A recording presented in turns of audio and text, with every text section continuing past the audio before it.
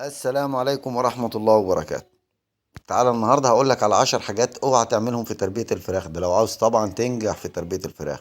أول حاجة اوعى تعملها، اوعى تستقبل على حرارة أعلى من 33 وأقل من 31. اتنين، اوعى تعتمد في التدفئة على تكتيم العنبر أو تقفيله أو تقليل سرعة الهواء.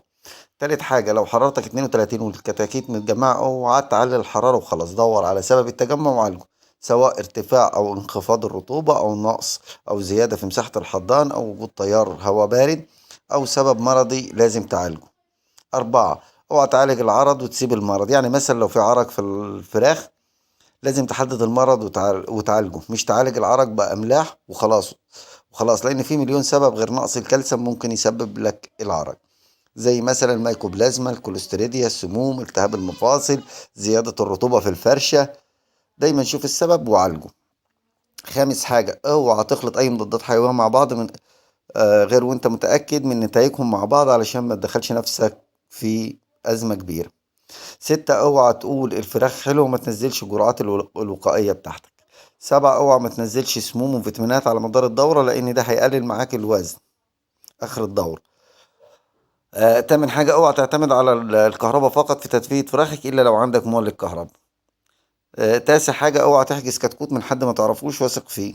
عشر حاجة، بالله عليك ما تنسونا من دعواتكم عن ظهر غيب، وبكده أقدر أقول لكم السلام عليكم ورحمة الله وبركاته. السلام عليكم ورحمة الله وبركاته. تعالى النهاردة هقولك على 10 حاجات اوعى تعملهم في تربية الفراخ، ده لو عاوز طبعا تنجح في تربية الفراخ. أول حاجة اوعى تعملها، اوعى تستقبل على حرارة أعلى من 33 وأقل من 31. اتنين، اوعى تعتمد في التدفئة على تكتيم العنبر أو تقفيله أو تقليل سرعة الهواء.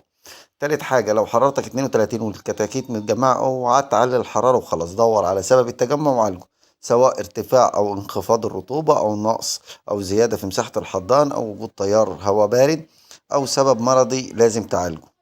أربعة، اوعى تعالج العرض وتسيب المرض، يعني مثلا لو في عرق في الفراخ لازم تحدد المرض وتعالجه، مش تعالج العرق بأملاح وخلاص، لأن في مليون سبب غير نقص الكالسيوم ممكن يسبب لك العرق، زي مثلا الميكوبلازما، الكوليستيريديا، السموم، التهاب المفاصل، زيادة الرطوبة في الفرشة.